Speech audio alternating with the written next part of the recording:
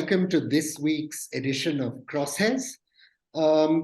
We try and vary subjects around here, but gripping events in Pakistan, where Finance Minister Ishaq Dar announced on Friday that while the government's received a memorandum of economic and financial policies from the International Monetary Fund, there hasn't yet been a staff level agreement that's an actual signing up of the deal.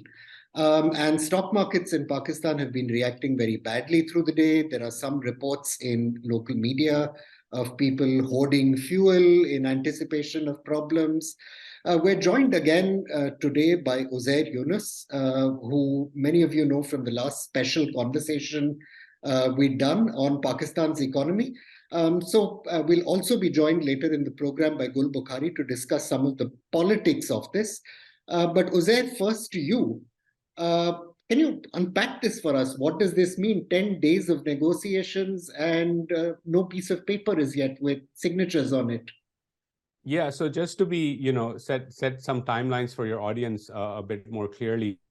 Last time this happened, for example, in May 2022, it took 2.5 weeks after the visit was concluded for the SLA, the staff level agreement, to be put out there by the IMF on their website. So it's common for that not to happen. That's not the problem here. The problem here is that, once again, the finance ministry did not understand this policy of under-promising and over-delivering. What they had started leaking to the local media was that the deal was imminent, and the finance minister was imminently going to address a press conference at night in Pakistan yesterday. So today when we're talking, it's the evening over there right now. So last night, and that did not happen. And then the news start coming in, and we very clearly heard, there's a quote from an article, I believe in Dawn or the News, that Nathan Porter, the mission chief of the IMF, barred Ishaq Dar from holding that press conference. In the statement itself that the IMF then released subsequently to the conclusion of their visit, if you compare the tone of language between May 2022 and February 2023, the tone is far more sharp. It's sharper. It at the very outset says that this mission will not conclude or lead to a board level conversation, which they wanted to. The audience for that is the local media saying, don't, buy everything that the finance ministry is telling you. And it very clearly said that there are a lot of other issues for which virtual consultations will be needed in the coming days to resolve these challenges. So that's why the stock market reacted negatively, is because the Pakistani finance ministry in Islamabad was signaling that the deal was imminent. And when that deal did not happen and the markets opened on a Friday morning, obviously there was going to be a rout. So, Uzair, just to understand the way these negotiations have gone over the last few days, do you believe that the substantial problems the government of Pakistan had with what the IMF was asking for have been resolved, that the government's willing to sign on the dotted line?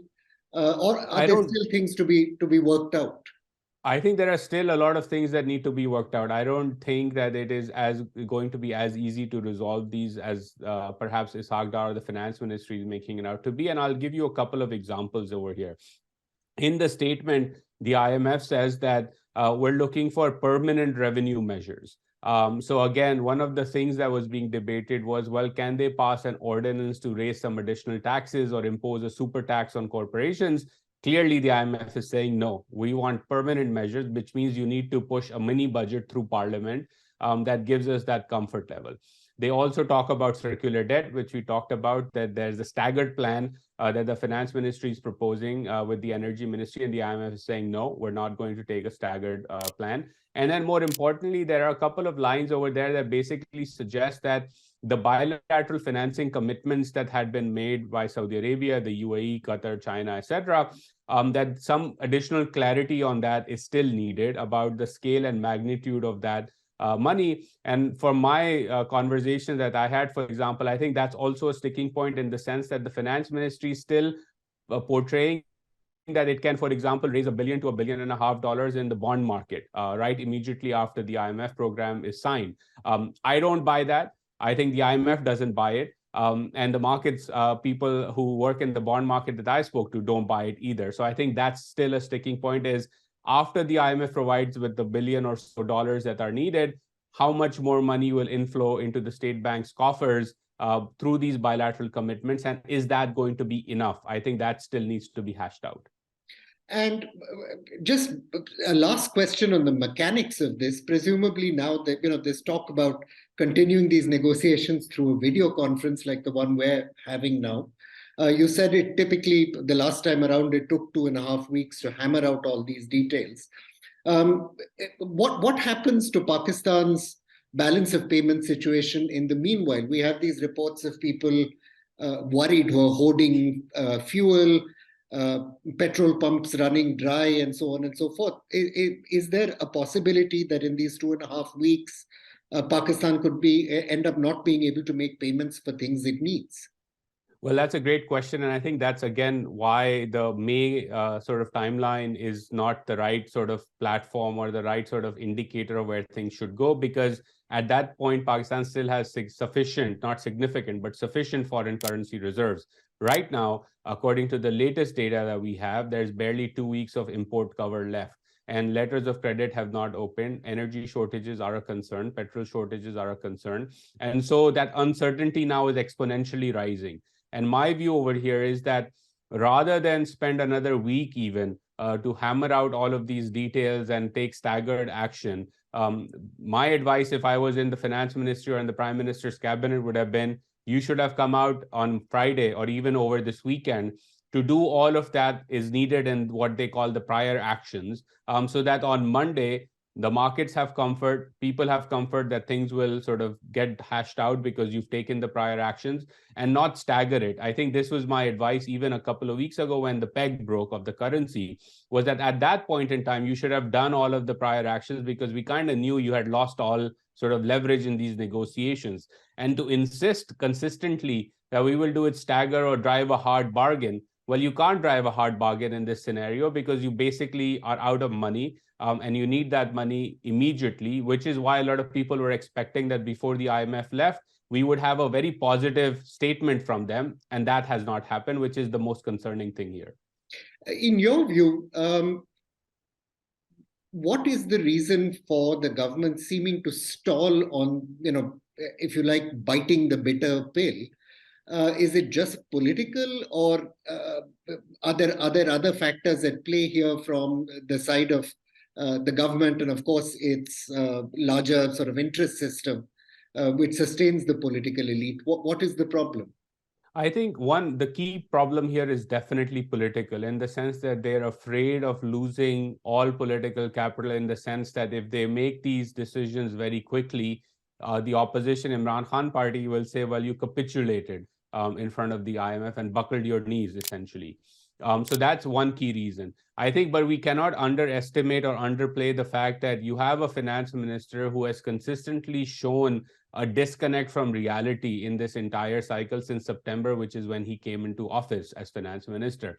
And his insistence that he can drive a hard bargain somehow, by his proverbial term was by looking and staring into their eyes. That is also part of the problem here. And then third, I think we have to recognize and accept the fact that there is this level of disconnect in Islamabad across the board in the political and bureaucratic sort of members of the financial side of the ecosystem, where, for example, I told you the bond market story, right? To me, sitting on the outside, knowing where the global economy and capital flows are and Pakistan's own situation, I would laugh at that proposal. But the fact that the bureaucrats and the finance ministry thought it feasible to even table it shows that there is some disconnect there, that they do not fully understand or comprehend the gravity of the situation and where the global market is. And I think it's the confluence of those three: political, Ishaq Dar and his own personality, and this broader disconnect between reality within the finance ministry and the prime minister's office.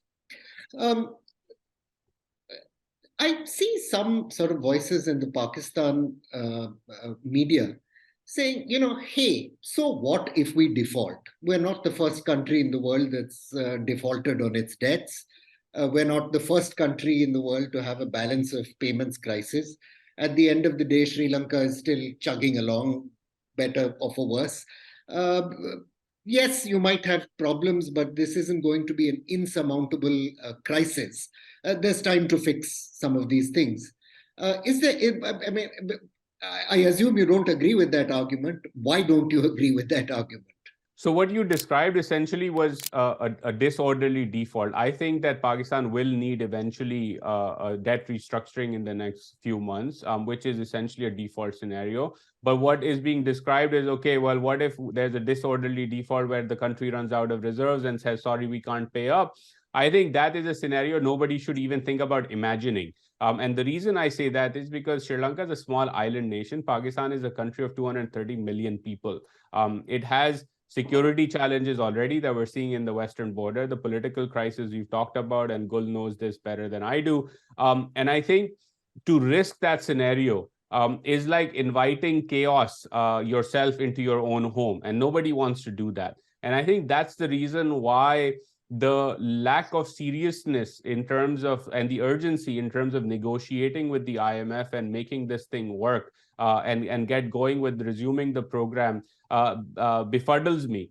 Because to me, it seems obvious that Pakistan has no other options, and the fact that they're not they're negotiating with the IMF in this really, nonsensical way is very, very concerning. And I'm not the only one who believes that. The stock market today, with 750 points down, and people in the markets that I speak to, their concerns are a reflection of that fact that Islamabad somehow is disconnected and does not understand the real scale and magnitude of this crisis right now. Gul Bukhari, I mean, Uzair giving us a very bleak picture of decision making, and he was talking us through many of the mistakes that have been made. And the most important one that he flagged was a certain paralysis at the level of the finance minister being unwilling to bite the bullet on some of the stuff he really needed to do. Why this political reluctance? The Shahbaz Sharif has said that Pakistan has no choice. Various people have said iterations on that theme. Why this dragging of feet? So things are a little bit murky, and my understanding was that Dar Saab has finally agreed to all the fiscal measures, finally, but there is still a gap of about 5 or 6 billion, which the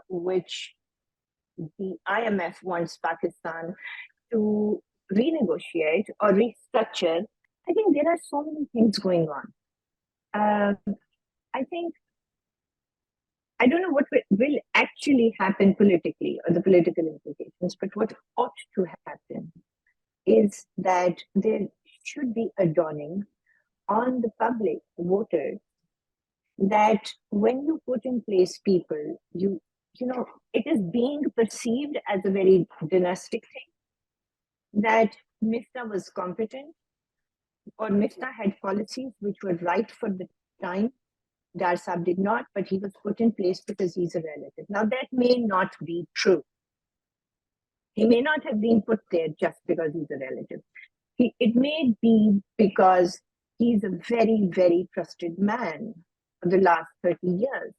But then we go back to the question of, why is he trusted more than others? Is it again because he's a relative? So I think what this is giving rise to, even in the party's own voter base, is that they're beginning to understand that they're not going to follow everything with eyes shut. This is a disaster. And at least partly, this keeping everything in the family is responsible for it. We saw one other very strange thing. Prime Minister Shahbaz Sharif announcing to go to Turkey after that massive earthquake. When he was, proposing to go there, there were planes taking items and for the disaster already. And here he was talking about not sending anything but going there himself, which was so incredibly bad optics. And diplomatically he was told, no, thank you. The other strange thing today, of course, is that Prime Minister Shahbaz announcing a $10 billion rupee relief fund for Turkey, when Pakistan itself presumably needs that money quite badly. Of course. I mean, and I guess 10 billion rupees is a token.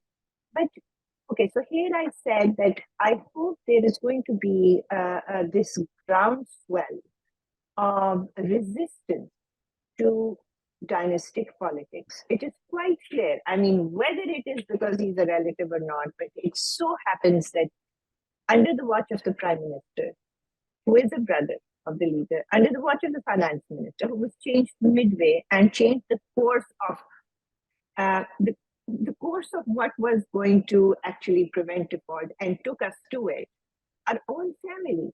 So one thing I hope which happens is this realization, and I think it is actually happening, and for it to feed back to party leadership that times are over.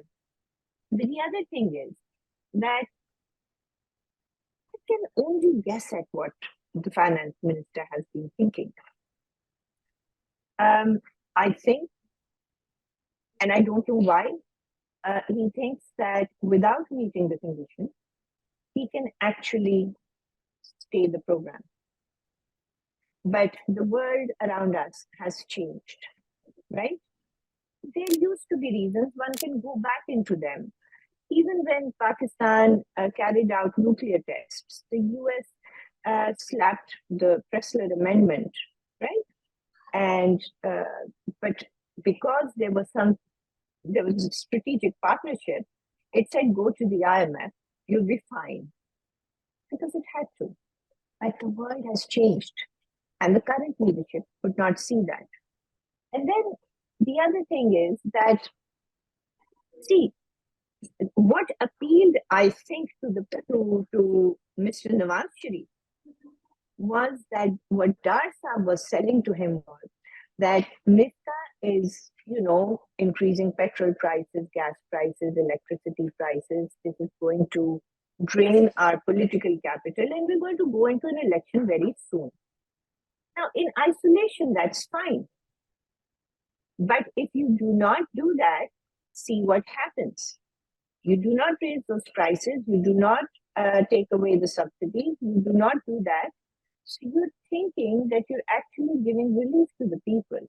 But when you do not do that, and the rupee starts to fall and your reserves start to fall because the IMF is not going to, then you have to stop.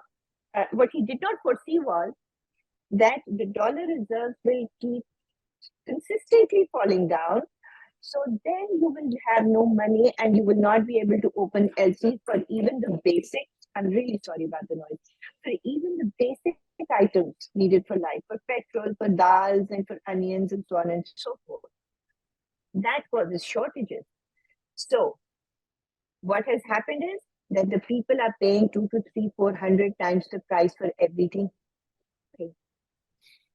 So what happened to the political cap? So he didn't want to catch his nose like this, but what he didn't realize was that he would have to end up catching it like this. He is going to give pain to the people. The people are suffering. They're paying a lot more, and actually they're not just paying more, but they're also shortages. And this is the simple thing that when Dar Saab was selling this to Mia Saab, he did not realize, because Mia Saab is not a finance man. But then nor am I, nor are you. But we do understand these basic things. So I think it's a mixture of some family thing, trust thing, not understanding macroeconomics, not understanding the dire situation. Also, I've been hearing some very interesting things which are going on in the background. The back channel sort of conversations with Qatar, with Saudi, which are not even from sources from the Pakistani side. They're coming from the Saudi side, the Qatari side, the UAE side. And the kind of negotiations, unbelievable, that, okay, we will sell you PPL, we will sell you OGDCL, but there is no agreement on the price, right? So without an agreement, give us 4 billion now, and we'll settle the rest later. Praveen, would you do that? No, I don't think anyone would. And here's my question for you. That is why. No. And that is exactly why IMF conditions possibly are also not being agreed to, because their hope, and they were actually, for OGDCL, they were talking to the wrong department in Qatar. They don't even deal with it. So here's my question, Gul. What does this tell us about the competence of Shahbaz Sharif's government? brought in because Imran Khan is running Pakistan into the ground. How would you respond to the quite obvious fact now that this government isn't doing a whole lot better? No, it's not doing a whole lot better at all. So there was there's a Shahbaz Sharif government, and during that time, what has happened is that the basic problem is that the party is, there is a lot of factionalism in the party. It is not working as a well-oiled, machine together.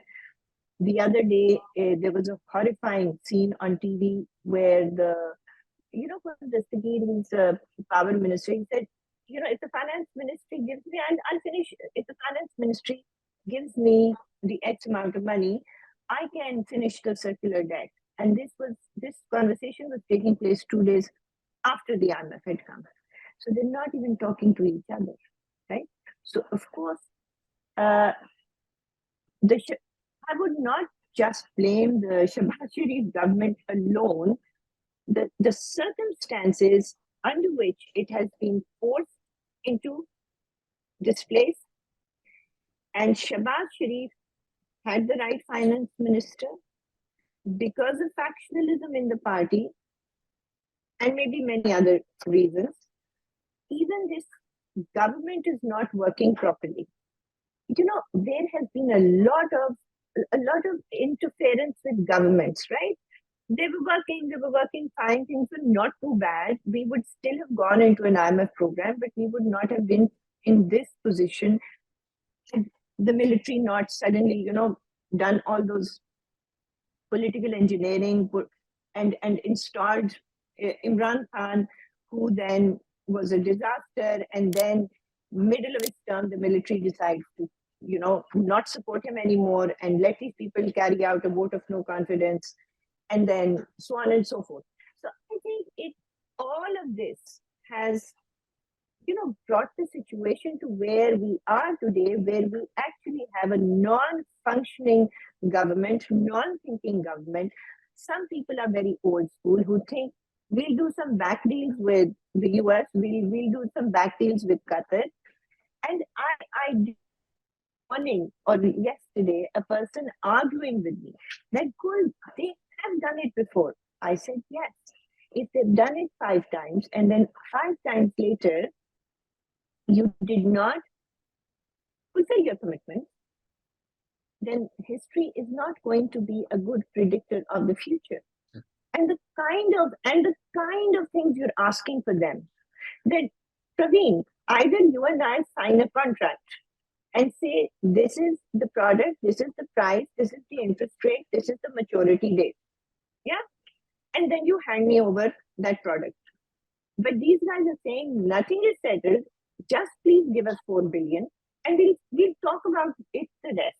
We'll talk about the rest later. Those are the sort of conversations based on which, false hopes are maybe given or fed right up to the top. And the deal, therefore, with the IMF has not been closed. There is unrealistic expectation on part of this government or the key decision makers in this government, be it Data, be it Shahbazs. So a final question to you.